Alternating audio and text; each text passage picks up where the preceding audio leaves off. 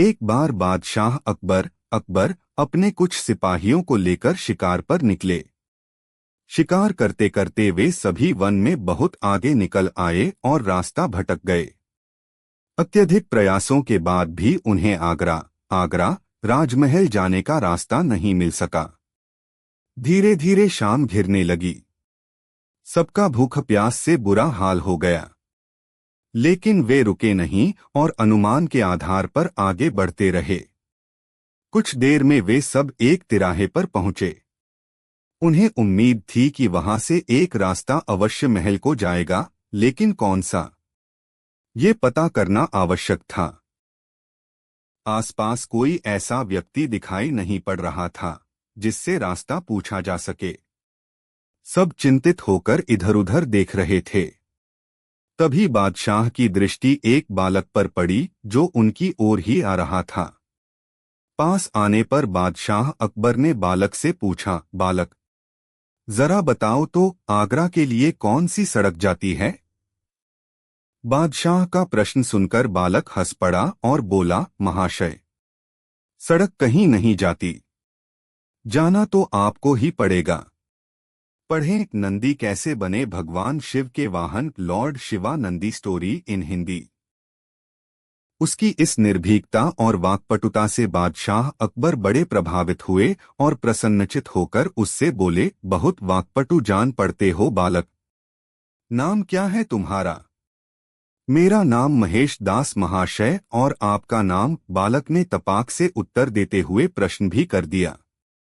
मुस्कुराते हुए अकबर ने उत्तर दिया, तुम हिंदुस्तान के बादशाह अकबर से बात कर रहे हो। यह जानकर बालक ने सिर झुकाकर बादशाह अकबर का अभिवादन किया। अकबर ने अपनी उंगली से हीरे की अंगूठी निकालकर बालक को दी और बोले, बालक, हम तुम्हारी वाक्पटुता और निडरता देखकर बहुत खुश हैं। हमारे राजमहल आना और ये अंगूठी हमें दिखाना। हम तुम्हें तुरंत पहचान जाएंगे और इनाम देंगे। चलो अब बता दो कि आगरा जाने का रास्ता किस ओर है? बालक ने अंगूठी ले ली और आगरा जाने का रास्ता उन्हें बता दिया। पढ़ें 3 विकल्प, प्रेरणादायक कहानी, story on problem solving in Hindi. समय व्यतीत हुआ और महेश दास युवा हो गया।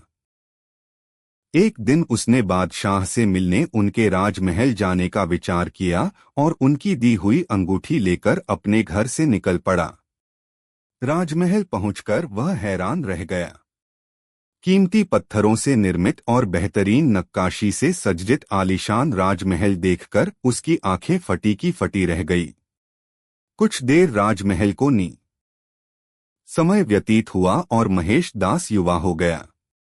एक दिन उसने बादशाह से मिलने उनके राजमहल जाने का विचार किया और उनकी दी हुई अंगूठी लेकर अपने घर से निकल पड़ा। राजमहल पहुंचकर वह हैरान रह गया। कीमती पत्थरों से निर्मित और बेहतरीन नक्काशी से सज्जित आलीशान राजमहल देखकर उसकी आंखें फटी की फटी रह गई। कुछ देर राजमहल को निहारने के बाद जब वह अंदर जाने को हुआ तो द्वार पर खड़े दरबान ने उसे रोक दिया। रुको, ऐसे कैसे अंदर चले जा रहे हो? बादशाह अकबर के द्वारा दी हुई अंगूठी दिखाते हुए महेश दास दरबान से बोला, महाशय, मुझे जहां पनाह से मिलना है। दरबान उसे राजमहल में प्रवेश देने के लिए राजी हो गया, किंतु इस शर्त पर कि बादशाह उसे जो भी इनाम देंगे उसका आधा हिस्सा वो उसे देगा। बीरबल ने शर्त मान ली। पढ़ें नीला सियार पंचतंत्र की कहानी, the blue jackal Panchatantra story in Hindi. राजमहल में प्रवेश कर वह बादशाह अकबर के दरबार पहुंचा।